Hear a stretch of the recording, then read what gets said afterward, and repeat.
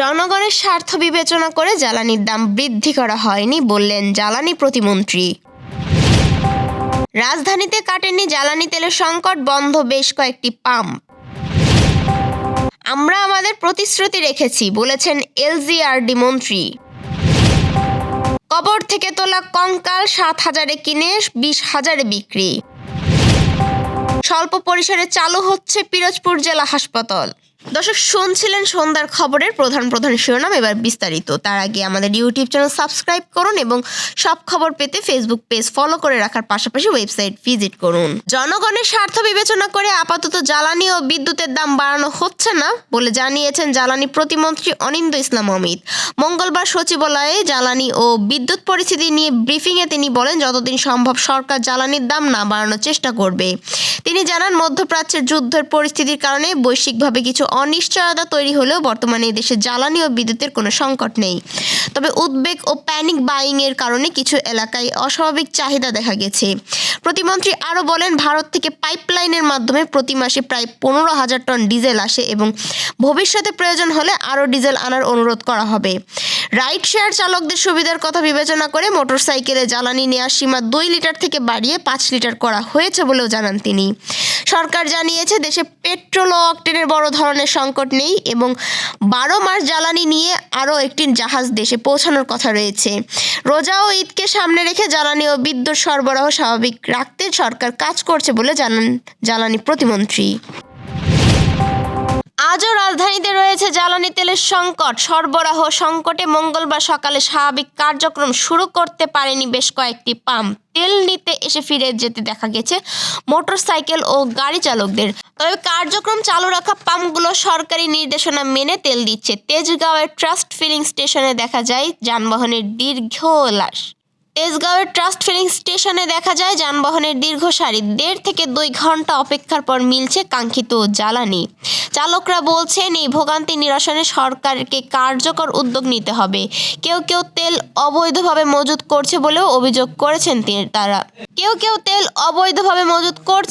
অভিযোগ ছিল তাদের। এদিকে চলমান জ্বালানি সংকট লাঘবে ভারতের আসামের নুমালিগড় রিফাইনারি থেকে বাংলাদেশে আসছে 5,000 মেট্রিক টন ডিজেল।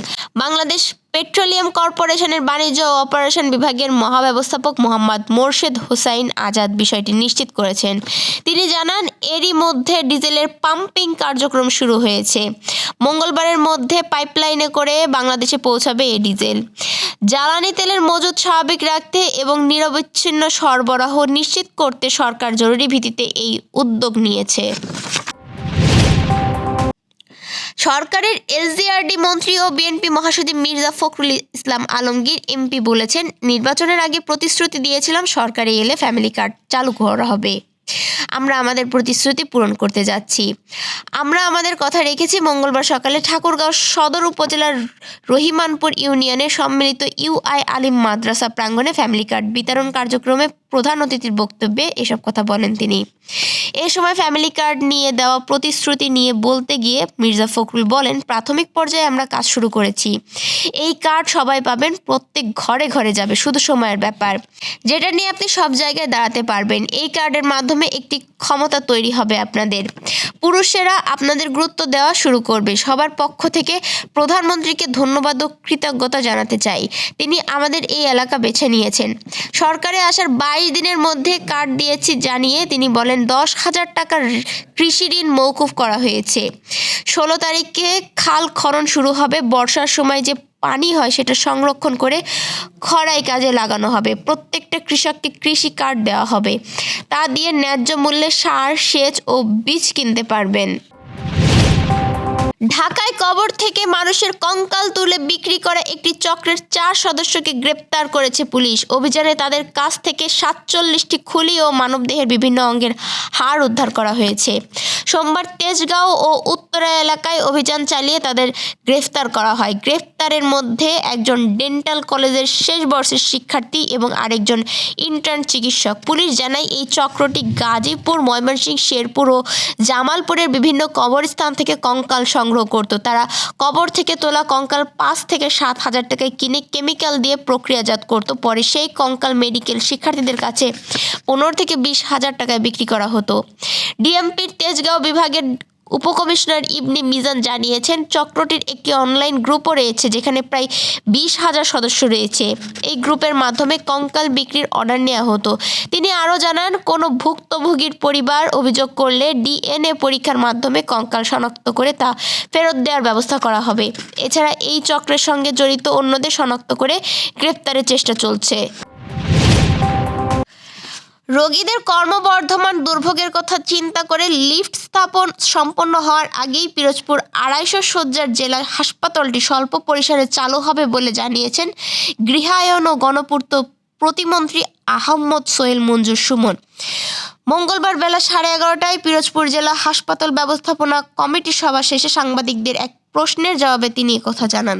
প্রতিমন্ত্রী বলেন, বৈশ্বিক যুদ্ধ পরিস্থিতির কারণে বিদেশ থেকে লিফট আসতে কিছুটা বিলম্ব হচ্ছে।